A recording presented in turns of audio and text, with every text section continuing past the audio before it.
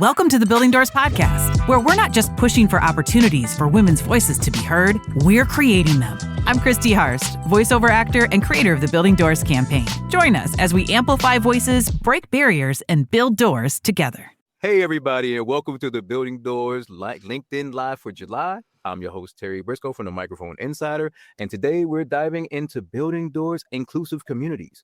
I am so happy to be joined by my cohort, Jim Frank, also from the Microphone Insider, Carrie Sutcliffe from Arcane Fiction, and Sky Moffitt from Such a Voice. And they will be sharing insights with us today. I also want to give a special shout out to some of our supporters who recently bought us some coffee. Many thanks to Jessica Blue, Uncle Roy, yay, Marion Mills, and Deb DeVries. If you love the Building Doors campaign, our live events, or our podcast, you can buy us a coffee at buymeacoffee.com/buildingdoors. Now let me get into introducing our guests today. Our first guest, Sky Moffitt from Such a Voice. She's a veteran in the VO community. Also adorable. Also super adorable. She's a military veteran that fell into the VO industry 10 years ago and is looking forward to many more. While not a voice actress herself. I mean, come on, Sky. Sky is the head of talent and industry ambassador for Such a Voice, a voiceover education and demo production team. When she's not doing her part on the executive team at SAV, she's growing her casting business and networking with the innumerable talented individuals within the industry, like our panel today. All right. And you can contact her or you can reach her at her LinkedIn, just Sky Moffitt on LinkedIn. Mm-hmm. Second guest, Mr. Jim Frank, a seasoned voice actor with a rich background spanning over 20 years in radio, stand-up comedy, live emceeing, lizard grooming, and podcast hosting. His transition into professional voiceover has seen him excel across commercial animation, video games, e-learning, and automotive narration, operating from his well-equipped, sound-treated home studio. A passionate community builder, Jim is an active founder and contributor to the Microphone Insider, a voice acting hub that offers podcasts, workshops, coaching, career guidance, and industry news. He regularly hosts and participates in events that feature industry leaders like Tina Morasco, Malik Berger, David Fanoy, Kristen Piva, and J. Michael Collins, discussing topics ranging from vocal performance and branding to audio setup. We can go on and on and on, but we're going to move on. And our I'm still waiting on that coffee from Uncle Roy. When's that showing up? Uh-oh. Our third guest today is Carrie Sutcliffe, the founder of Arcane Fiction, a company specializing in immersive storytelling mediums, including cinematic audio fiction and AR comics. With years of experience as a voice actor herself, narrator, and indie audiobook producer, she's voiced hundreds of characters and produced over 24 story titles. Carrie has also built a thriving community of over 300 collaborators, including dynamic voice performers, sound engineer wizards, comic artists, and fringe authors, united in crafting powerful fiction. Based in the Mojave Desert, she designs intricate sonic worlds from her home studio, balancing production with raising a family and fending off mischievous coyotes and backyard ravens. We're going to have to talk about these ravens. How's everybody doing today? Amazing. Thank you. What a great introduction. Sunshiny day. You wouldn't know it because some of you are in your booths, but the sun's out. I mean, it is so hot already here. I lose track of all time. I have clouds where I'm at, so I'm not quite sure where the sun's at today, but yeah. I'm so excited to have you guys. So let's get into this topic that I feel is so very important for us creatives, and that is building community. So let's begin. How did each of you start building community and what drew you to this work? We'll start with Carrie. Thank you. Elected. Yes. Well, my community came about because primarily when I was voice acting, I wanted community. I think that I was just feeling the desire that I had when I was on the other side, And I think it's a lonely career, VO. We're all in our own separate booths, but also the auditioning process and just the hustle of it can get really lonely. And I wanted a place where we could feel like we had each other, where you could talk to each other, you can share wins, you can share discouragements, you can share projects. That's another thing, too, is just if someone lands a killer casting call and they think this is amazing, I'd love to share it, somewhere to share that. So you don't feel like you're in the void just doing your own doing your own hustling. Yeah, it's like, oh, what's open right now? Where do I go? Who do I talk to? It was mostly that, and then a little bit just from my own. I didn't like the mass casting call attempt that I had started with. So when I first jumped into Arcane and we ran our first casting call, I did a giant public casting call, and that felt so impersonal.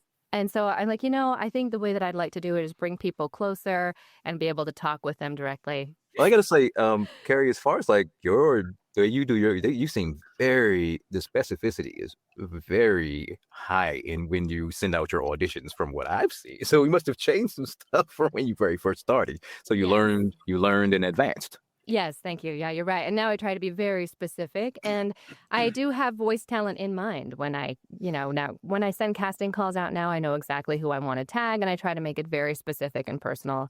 And it's tricky, because I have a larger community to remember everyone. But I also have great Google Sheets that track everybody's keywords, favorite characters, voices, impressions they left on me. And, organization is key. Oh, okay. All right, cool. So let's move on to Sky. Thank you, Carrie.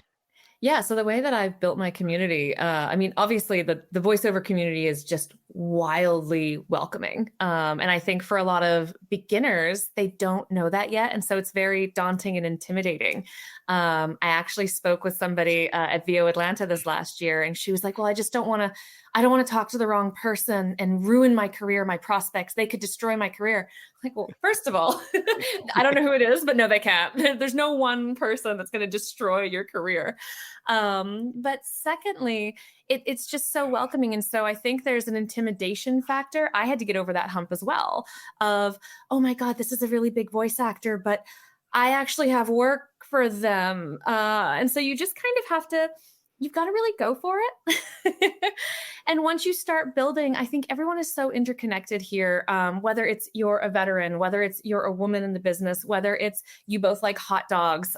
There's so much just common ground, and so I think over the years, and earlier how the intimacy thing came up was, are you an introvert? Are you an extrovert? How does that reflect how you reach out to people? And so I'm a person who's able to just, casually talk to pretty much anybody. I'd talk to a lamppost if it didn't move.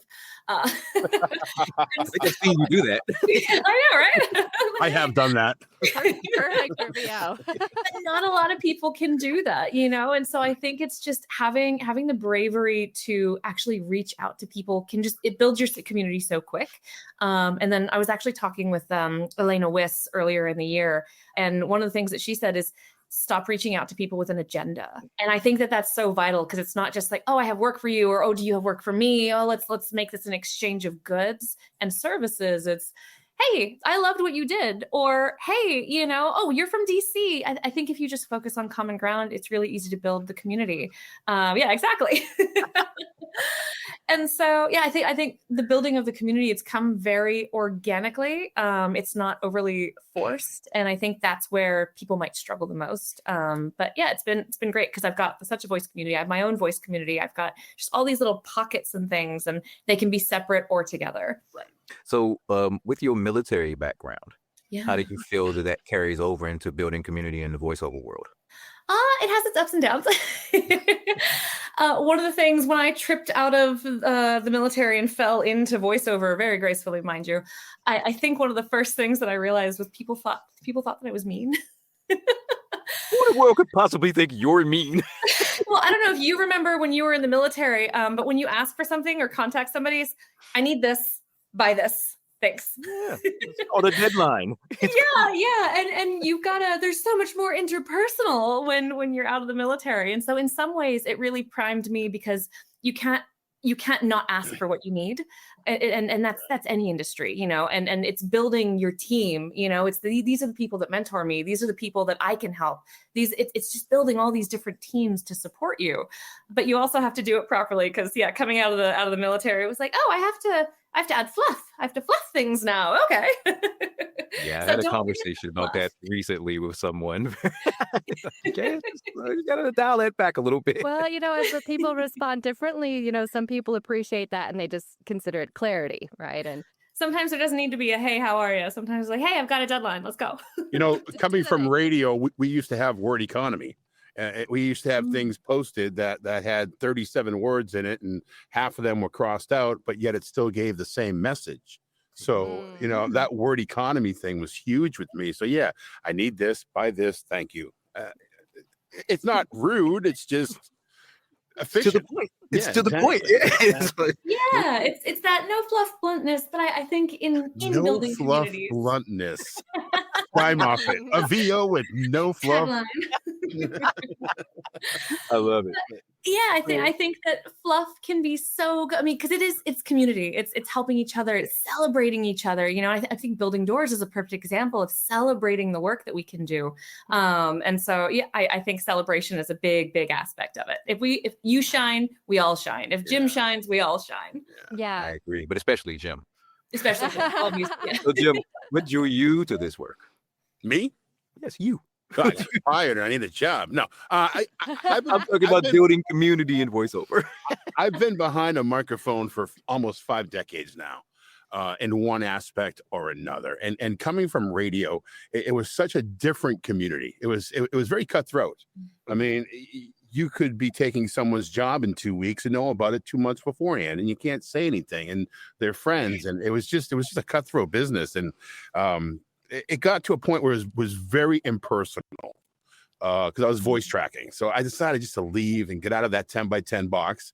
Now I'm in a 5 by 8 box, but it's padded better. So I'm having a lot more fun, but I always missed that community of radio, because I was always, for the most part, I was part of a team.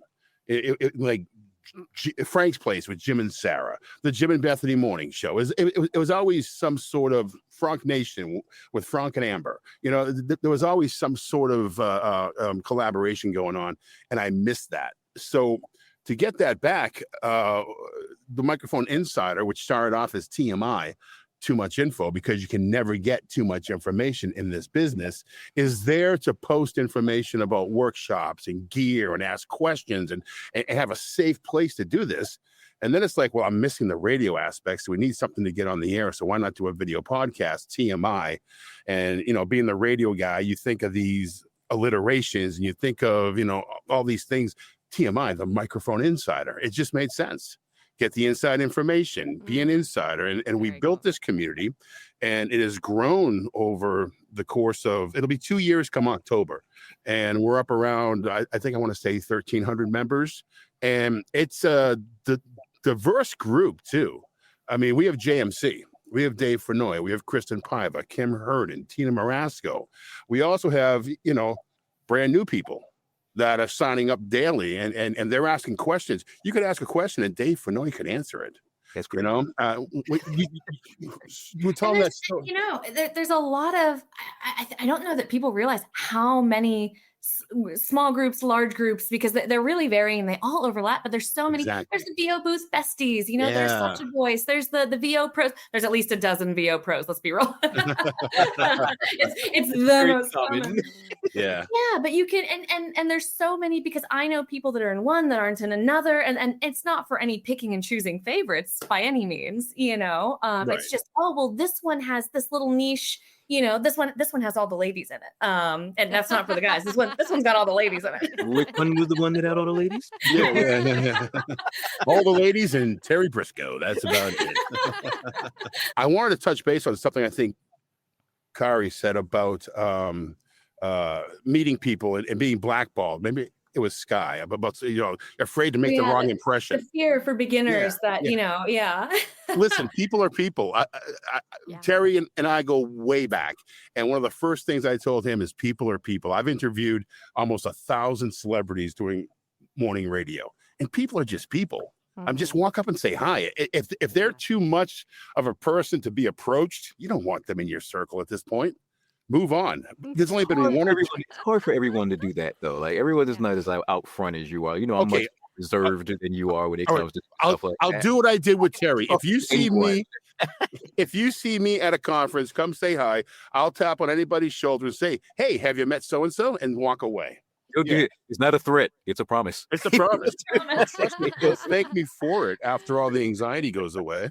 I will say timing can be very important because it's one of those biggies with the conferences. I think that people run into is, oh, I have to talk to so and so, and oh, sorry, Jim. No, he's Just trying to get testing his camera. Oh, Camera's okay. doing weird stuff on me. here, Raising but your hand, me, pick me. Yeah, no. At the end of, you see just a bum rush to a stage every time at a at a panel or something. It's like you You will do. see them. We only have 3 to 5 days, but you will see them again. Don't bum rush them. Just find time that's organic. Buy them a cocktail or let them buy you a cocktail. Whatever you want, or 2, yeah. And just find time. Tap them on the shoulder. Hi, my name is so and so. Love your work. And kind of go from there. Yeah. I think this ties back into something you said earlier, Sky, that really hit me is that you don't want these relationships to be transactional. And, when you combine the fact that A, everybody's a person, B, don't try to make the relationship transactional, just try to get to know the person. It changes your behavior. You're not going to rush them at the stage asking for opportunities. You're going to want to buy them a drink, right? Or whatever. So treat them like a person, treat it like a relationship. Feels like one of the most powerful ways to build community is by shifting from what's in it for me to how can I serve or bring value to someone else, which is exactly what we were just talking Someone's about. been reading fortune cookies. Yes, absolutely. Unroll it. Take value to everybody. Oh, Yes. You want to others as you would want done unto you. They all go absolutely hand in hand. Be human. I think Be is just the human. bottom line. Yeah. Be a person. Be human. Be you. Yeah. That's it. Be authentically you. Like Sky said, when I started out, I didn't think I could approach anyone, and I didn't really feel like I had a voice, and I was really daunted in the industry, and I just didn't know who to talk to. And you get on your first couple live direction calls and you're all worried and you dress to the nines, and then they get on screen and you're like, oh, they're just people and they're wearing t-shirts. That's so key. Again, you learn really quickly. People are just people. And we're all audio nerds. I mean, we're all in it because we can do it this way. We can record in our booths. We can record in PJs and stuff like that. And so no one's above that. No matter how high in the industry, they're still just people. They're still just working in audio. They still want to be casual and they want to be treated like a human. So that's And I think even more so as they become more and more experienced voice actors. Not to name drop, but I mean, Dave Fenoy has become one of my closest friends. And that's just because we were human to each other. There was no agenda. There was nothing in it for me, nothing in it for him. And we just became friends. And that's the best recommendation for everybody. So let's shift gears a little bit. So let's talk about inclusion in your communities. Where have you seen inclusion done right? And not necessarily in your community, but have you seen it go wrong anywhere? In terms of rights, and this is kind of VO community at large, and I was having a laugh about it because when Karen Gilfrey won her award for Female Artist of the Year last year, she brought all the other women up on stage. And it was a class act. It was inclusive. It celebrated not just their work, but all women's work within the industry. And it was just a beautiful gesture, and it was humble, and it was divine to see. And then somebody else was like, "Oh, well, I guess we should all just do that." I was like, "No." No. So I think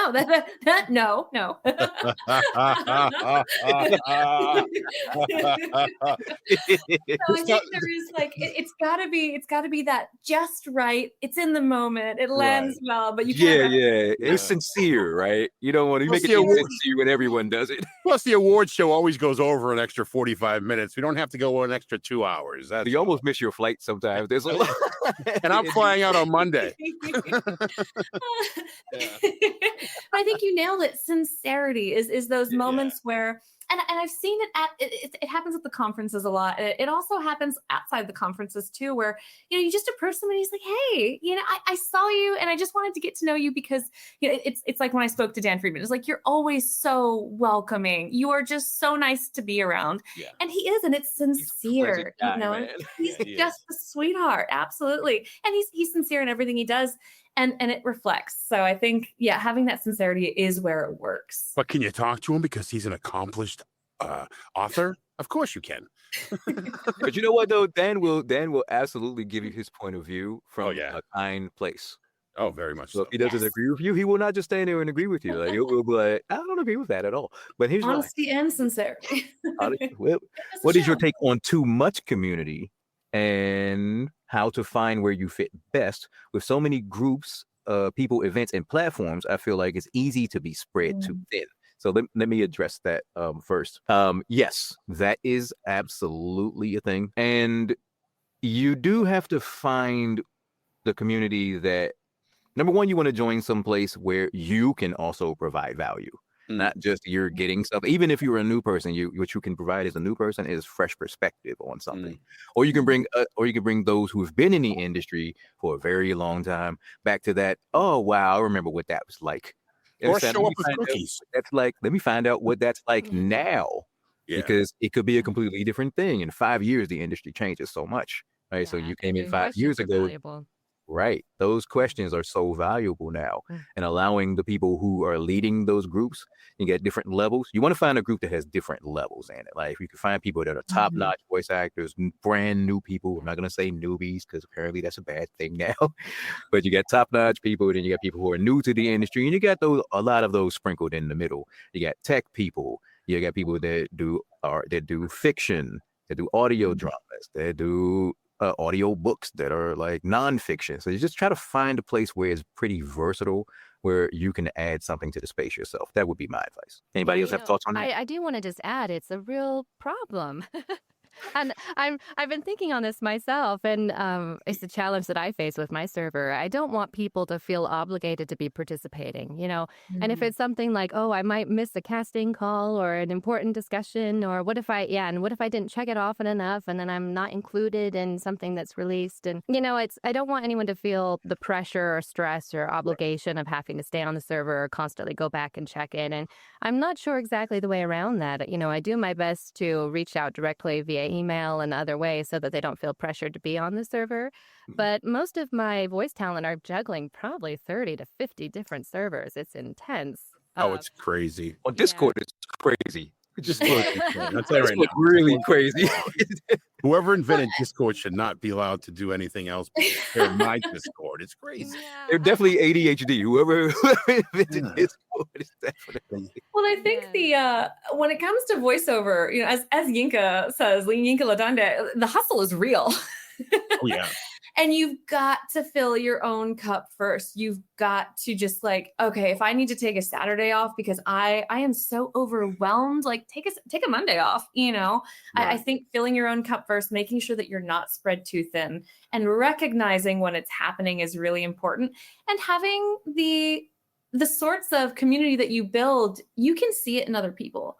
Because I've had somebody approach me like, hey, you look pretty, exhausted in all kindness. You look like you've been running the midnight oil. It's like, God, I actually have been. I need to take some time off. And the encouragement within the community to say, hey, yeah, it's maybe you got to take a little bit of time off. That's important. Yeah. And those communities will still be there. We'll still be there. I have a lot of people so afraid they're going to miss something important. It's like, no, we're going to be there and we will tag you if it's important.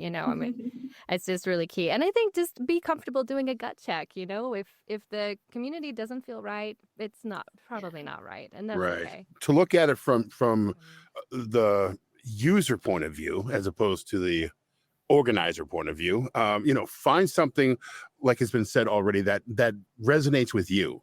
Find something that you're comfortable in, because it doesn't have to be a Discord server where you're looking for work and you're trying to be part of that whole, it could be just for fun. It could be just for mental relaxation too.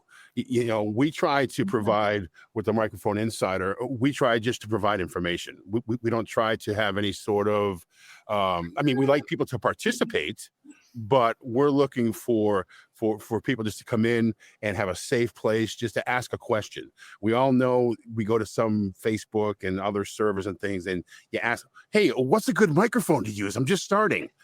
Can't you look back, do a search? Why waste the effort to answer the question with negativity instead of just answering the question? We have none of that. And I try to foster that community and I don't want to say police that community, but we've never had an issue with it. No, it's the right word. And we can police. Right word? Okay, cool. I'm going to be short. When I was a new person in voiceover, I had just actually completed my my training as such a voice and done my demo. And I was like, okay, I got my commercial demo in hand now. What's the next move? I always wanted to be a cartoon character in animation. And I was like, okay, I went on a server, a very famous person server who I'm not going to put out there, so don't ask. But I went on there and I was like, okay, I made the cardinal sin of asking how many voices I should do on a demo. And you'd think that I heard of a line of babies or something because I said the word voices instead of characters to create. And the person that have actually made a very thoughtful response, right? And I was like, okay, I appreciate that. But then, because it was in a Facebook group, the pile-on started. And they were just like, we don't do voices, we create characters. And I was like, I just said the wrong word, man. Like, keep the 9 back. Like, what are we doing right now? And it was probably 30 to 40 people that piled on me with that one And why new waste person comment. And why would waste that how effort? did the moderator not stop that? Yeah. There's going to be none of that going on in our groups. We all met each other because of these communities. Yeah. Think about it. I mean, I wouldn't know Terry unless he had been a part of Such a Voice and then a part of Tim Powers' Mic Dropper group because he's coached with Tim. I coached with Tim, so we've met through that. Carrie, we met through a love of audio dramas, and with Sky, you're with Such a Voice. That's where I started as well. But all these people, everybody in my life right now, except for the people that I can throw rocks at, are not that I throw rocks at people, are people that I've met within these communities, you know? So, and just to highlight what we're talking about, there's a ton of Facebook groups. there's groups on LinkedIn, there's groups on Discord, there's groups on Twitter. yeah. You list a social media, there's going to be a group. You do not have to be on everyone. It's like the conferences. You don't have to go to every conference. Pick the ones that work for you. It's like social media. Find the ones that you can manage and you have fun with, and put it all into that. You don't have to be part of 50 Discord servers and 25 Facebook groups. You'll go crazy. Got time for that. Nobody got time for that. Not at all. Nobody got time. I'm not even on Twitter and don't plan to join. Wait, you mean X? No, I don't. It's called Twitter till I die. Whatever they want to call it today or tomorrow, I don't plan on joining because I find it to be a cesspool. So I'm not there. And yes, I am missing out on some auditions. I'm not gonna sit here and lie. But it's my choice. For my sanity, Yeah. I'm good. I don't need those auditions. I'm not a TikToker by any means. Oh God, no, that's younger than all of us, I think. Carrie, how old are you? I love TikTok. See, I have Facebook for my friends. I have LinkedIn for business, and being as old as I am, Instagram. Well, that's for the kids, you know. But that's for 35. It was. Carrie, you mentioned Discord. So you're on TikTok. You're on Discord. What else are you on? Oh no. I'm definitely not on TikTok. I am on Carrie's server on Discord and maybe 2 others. I do my Facebook. I do my business on LinkedIn because it's a business site and I run a business. So I do make sure that I feed that algorithm. The Facebook stuff is, that's for family and friends and for people to know when to show up for things like this, right? But like I said, don't do Twitter, don't do TikTok. Instagram is just fun for me because mostly if you go on my Instagram, it's either all stuff for the Microphone Insider workshops, fun things that we're doing, giveaways that we're doing, like the Christmas in July we're doing very soon. But the vast majority of my stuff is cooking pictures because if Harry can cook it, you can too. Is Clubhouse still a thing? Is Clubhouse still a thing? Because I think Emma O'Neill and Mike Tobin still run their podcast off of Clubhouse. They leave Clubhouse. Nope, they don't. They don't. The last Clubhouse thing I saw, I think, was just before VOA, and Lynn Norris and Bridget and Jessica would have people on that were going to be presenters, and it's just a Q&A type thing every Tuesday or something. But other than that, I mean, Clubhouse used to be the place. I was never cool enough to get the OG invite. So if you don't mind, Terry, I'd like to fall back to this TikTok thing for a second. Yeah, let's go. Because all these voice actors out there that are really daunted by TikTok, and they're like, I just don't know about this thing. I just have to give a quick shout out that I met a lot of incredible VOs through TikTok, and you'd be surprised if you jump on there and you just you're on TikTok. TikTok. We don't mention Google. No, sorry, I know. Oh no, don't mention Google around you. I know. Search in, you can do VO challenge, VO exercise, and there's all kinds of. We were tossing VO challenges back and forth where you're working with somebody. You can post a skit, they can duet it and do the other half. We were having all kinds of fun on TikTok, and then we would do like public auditions. There was so that time you for can that. actually see. Wow. Oh, it was fun. That's Jim. so I'm time sure it is. consuming. Our guest is coming up on a microphone insider is Stefan Johnson. He has Oh, he's so fun. millions of followers on TikTok. Yes. And I just done so many incredible VOs at that time. We did a bunch of things together. So like nails pros. I have a hard enough time coffee. being happy with my audio auditions, let alone video and audio, to be out there for the world. I mean, that's Jim, come on, dance videos though. Come dance on, videos. come on, Jim. You Dance can do a videos? dancing audition. Just kidding. Yeah, I know, and I know it's not for everybody because you're on camera, and that can be a lot for people. I get it, but if you ever were brave enough to just throw a public audition out there, it's really cool for us too. As you know, when you're on the casting director side of things, and you can actually see them in their space, and it's just so much fun. Not necessary, but fun. So for me, you can find me on LinkedIn, just Sky Moffat, very casual. I'm updating my website. It doesn't look good right now, so I'm not going to put that out. I might know that. And you can also, so Such a Voice actually runs we're one of the VO Pro groups, and you can join the VO Pro group for free for the first month. And we bring in experts from all over the industry, but it's also just a great community for, other beginners, other intermediate, and then learning from people like Terry and like Jim and like Tim Powers and all these amazing people, and just forging your own community. So yeah, that's where you can find my stuff. All right, Carrie, where can we find you? Could it be Carrie_Arcane Fiction? Oh, yes, actually, thank you. That works as well. Yes, and just arcanefiction.com. I'm easy peasy, and you email me there. The thing is with my community right now, it is private. I do select invite to voice talent so if you email me and you say, hey, I'm interested in being a part of your community, I would immediately follow up with you and your work and maybe give a quick chat and to see who you are. I don't mean to gatekeep so much, but I just don't have the bandwidth for everyone, and so I'm bringing in people specifically that I know I would enjoy collaborating. I've been with. trying to get in for like the past 7 months now, so I'm it's my due diligence. We'll see what happens. And what about you, Mr. Frunk? I'll make it easy for you. You can find all my links and everything at jimfrunk.com. Every link is there, so just click on it. It's Jim Frunk of some denomination somewhere. So, yeah. Denomination? You're a religious leader over here? My main man, Mike Cunningham. I was just saying that Mike is a perfect example of forging his own path for community. He just had his own, it was called Get Out of Your Booth. So big shout out to Mike for forging the way. So there's local stuff. You don't have to go to these, I'm not bashing by any means any of these conferences or big groups and stuff. I wish I could go to every single conference.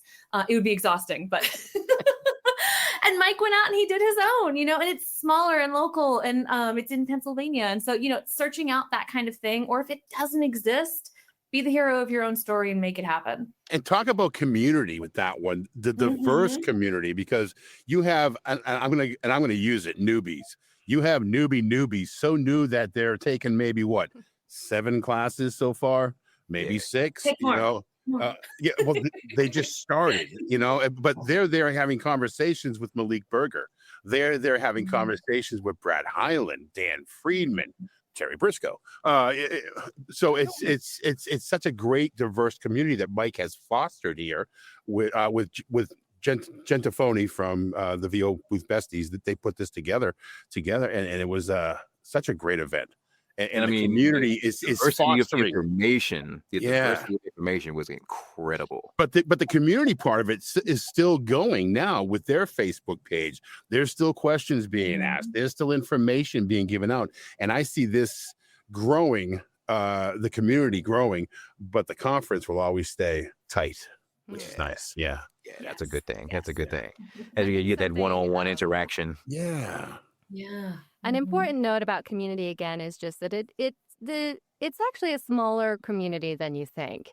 I know that when I first got in to the voiceover world, I all of a sudden felt like it was vast. Like, oh, there's just thousands and thousands of voiceover artists. There's not as many as you think, particularly those that are active, that are community oriented. You'll find the same faces on all your in all the communities. So again, you have the right to be selective. Don't feel spread out too thin. Don't be too stressed about being a participant in every community and every server out there.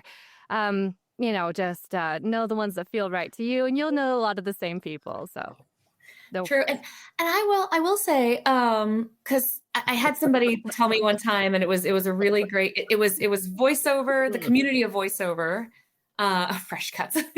Call them and the answer is yes, we could do that. Or you can call them new kicks. Take your pick. Yeah. But it's not just the conferences, and it's not just, I know a lot of voice actors that they don't go to the conferences. They aren't in a ton of these groups, or they're only on Discord. And so it's really, like Carrie said, it's finding what works for you, guarding your time sometimes.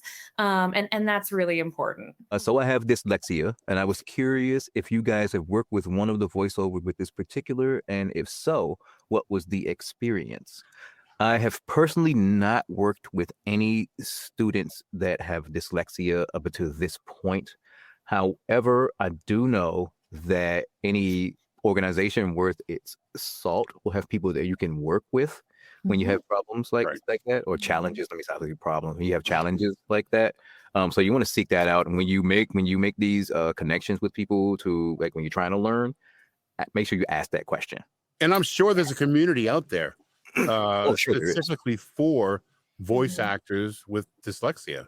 I guarantee you that there are probably or similar, things that are grouped together. Yeah. Right. And I will say, I do know, Such a Voice has had some dyslexic students come through, and sometimes it's just a case of, how do we make this totally fine and work for you? And in some cases, it's just more cuts. What we're gonna do X amount of takes, and we're gonna fit them all together. And so if dyslexia is something that you've got to just do more cuts, and then you're just going to polish up your editing, or you're going to outsource your editing to get those perfect cuts together. There's always a way. If you have the perseverance, there's always a way. And this goes into actually the panel that I was a part of at VO Atlanta this year, where we're talking about our disabilities and the diversity of disabilities. And the reason, like, it's one of those things people will not be able to know by looking at you. And that is exactly why I was on the panel. There's the invisible disability. Yeah. Oh, actually, Sonia, that's a great idea. Start your own. Yeah. There are others. Who's stopping you? There are definitely others. I can guarantee you there are dozens of them in the TMI group alone. So how does your disability of not being able to drive correctly inhibit you in voiceover, Terry? Well, I can't drive to conferences, so someone has to take me. Thanks, Mike. What VO business decisions have you made that has positively influenced your income or forward momentum the most? The first thing I thought of is the relationships. And that's what community building in this space is all about. And I think the best VO business decisions for me have been putting my guard down and meeting people like a human, like we were talking about originally. It's those relationships that opened up organically through just being myself and having conversations about where they were at in their journey. And not only do you learn the best that way, but it opens you up for bigger opportunities in the industry. And it may not seem like it at the time. You meet people and you chat and you get on and you create a relationship. And when it's not for the sake of a transaction or a gig, then sometimes it feels like it didn't go anywhere. And then a year later, months later, you have that relationship. They reach back out and say, hey, guess what? I came across this role and you'd be great for it, kind of thing. Yeah. Right. And it's the relationships, and let it be about that. Let it be about the cool people that you're meeting along the way. And meet them where they're at in their journey. I've said something to Terry a long time ago when it comes to community like this and the decision about meeting people. It's not who you know. It's who knows you and who knows the authentic you.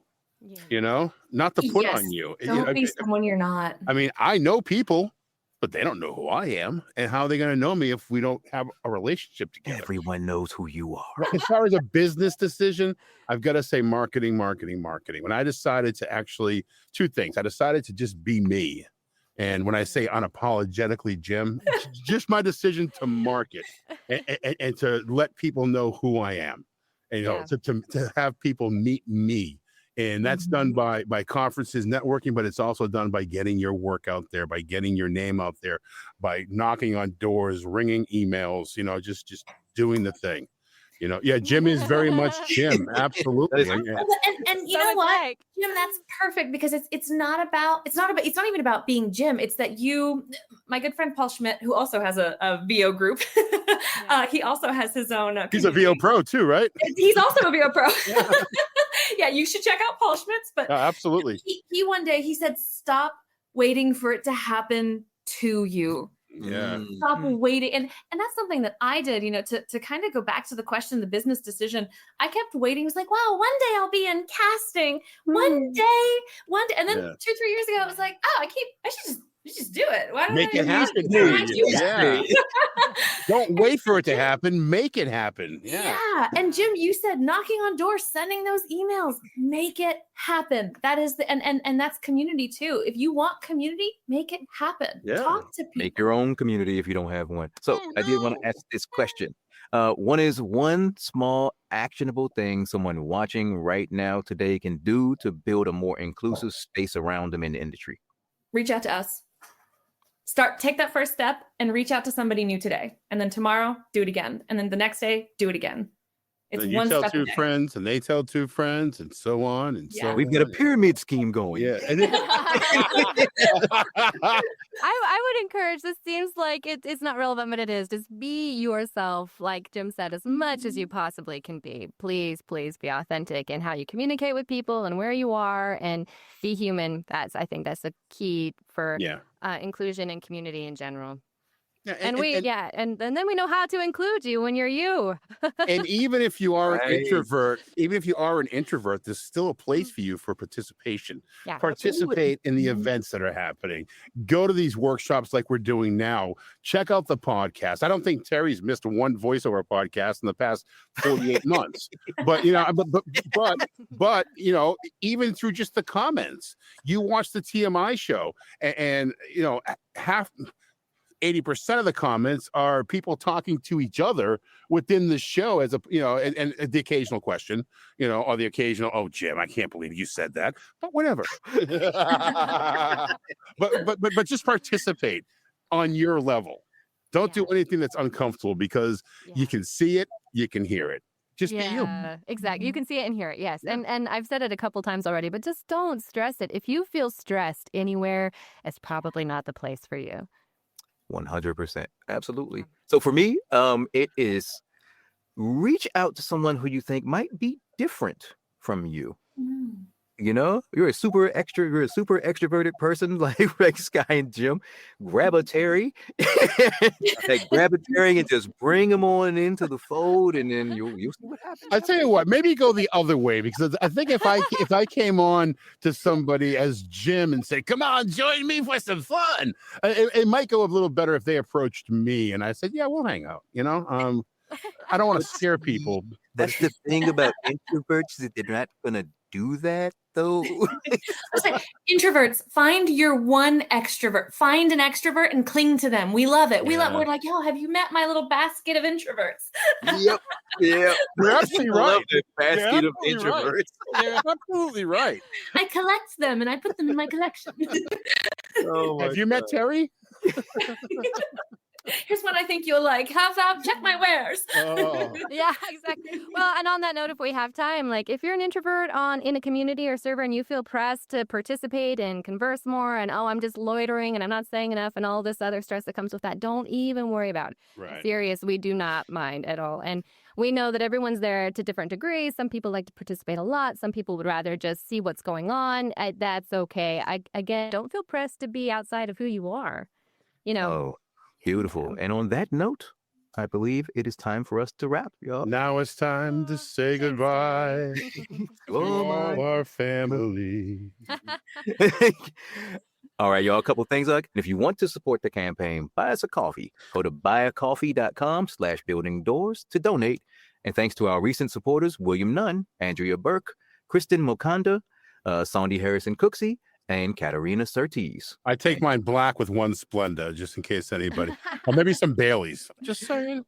And we would love to keep the conversation going. Call 216-307-1917 anytime to leave us a short voicemail with your thoughts on today's discussion and the Building Doors campaign. All right. Thank you all. That's it. And have a fantastic day. Aw, thank you. Harry, thank you for doing this, man. Great job, man. Thank you for having us. Thanks for listening to the Building Doors podcast. Want to hear more? Check out all our episodes at buildingdoorsvo.com/podcast and follow us on Instagram and LinkedIn at Building Doors VO. We'd love to hear from you, so call us on our 24/7 hotline at 216-307-1917 and leave us a voicemail with your thoughts. Do you want to support the podcast? Well, we love coffee. Buy us a cup through the link in the description or at buildingdoorsvo.com. Until next time, keep pushing forward, keep speaking up, and let's keep building doors together.